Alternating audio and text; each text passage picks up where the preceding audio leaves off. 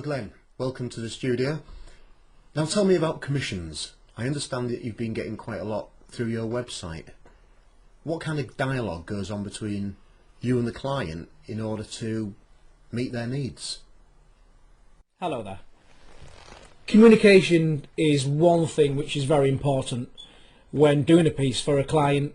You've got to talk about colour, you've got to talk about the size of the piece, you've got to talk about the meaning of the piece. You know, if you're going to have this piece in a room, in a living room, in a big house, it's going to be a big talking point, and I want the viewer to walk away with a message, whether it's humour, whether it's sadness, whether it's emotions, whether it's curiosity. You know, there's so many different emotions out there which I can put into a piece.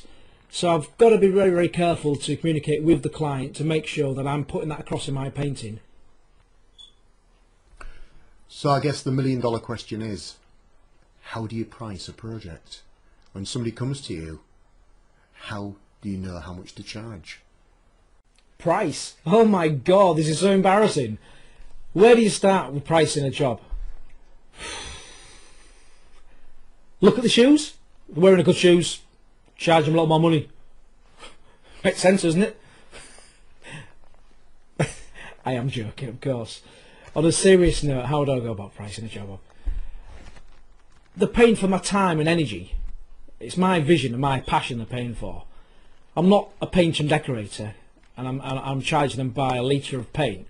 It's the passion and energy they're buying. It depends on individual needs. You know, it's someone wants a big piece and it's high definition. There's lots and lots of work to do. It could take me months. So it's going to cost a lot more money. But it really does depend on each individual, and I'll go through the whole process of what they want, and then we'll usually negotiate a price at the end of it. So that's really how it is. Yeah. I really like your approach to pricing and the other questions I've asked you, but what about your approach to your art, to the inspiration that you get to produce a piece? Tell me something about that. Splash a bit of paint here, splash a bit of paint there,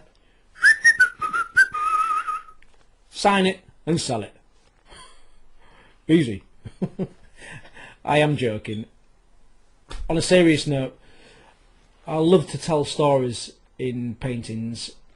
I usually start with a experimental base and build on it, and usually the story changes as I go along, and as I get to the end it all comes together.